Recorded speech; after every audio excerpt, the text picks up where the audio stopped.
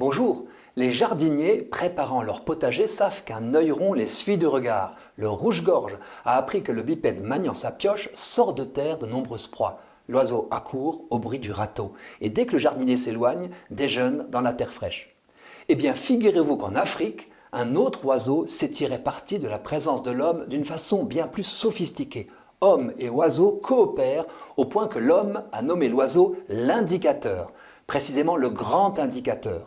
Ce partenariat homme volatile durerait depuis des milliers d'années. Une telle entraide s'est mise en place aux dépens des abeilles sauvages. Je vous emmène en Afrique subsaharienne, dans un paysage où alternent savane et forêt, en Mozambique. Des villages Maasai tirent encore de la récolte du miel sauvage une part importante de leurs ressources nutritives et commerciales. Or voilà comment ils procèdent. Suivons un groupe de chasseurs de miel. En marchant vers la forêt, ils appellent le guide du miel, c'est ainsi qu'ils nomment l'oiseau, en émettant un mélange de sifflements et grognements spécifiques. Un spécimen d'indicator indicator, c'est son nom latin, ne tarde pas à rappliquer en s'adressant aux hommes par un chant dont le sens est évident. Je suis là, je sais où logent des abeilles, suivez-moi. Et voilà l'oiseau sauvage voltant d'arbre en avant de la petite troupe qu'il guide patiemment vers le nid des insectes. L'entrée est soit dans un arbre, soit au sol. Quand les hommes ont trouvé le trou, l'oiseau se cache et les laisse travailler.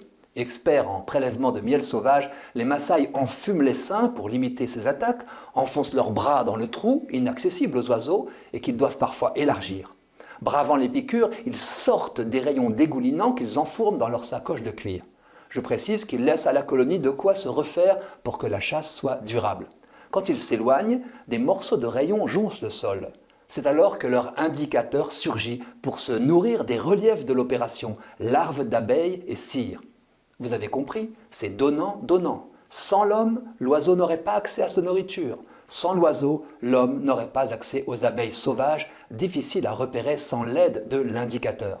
Cette coopération millénaire semble avoir fait coévoluer les modes de vie de ces hommes et de ces oiseaux.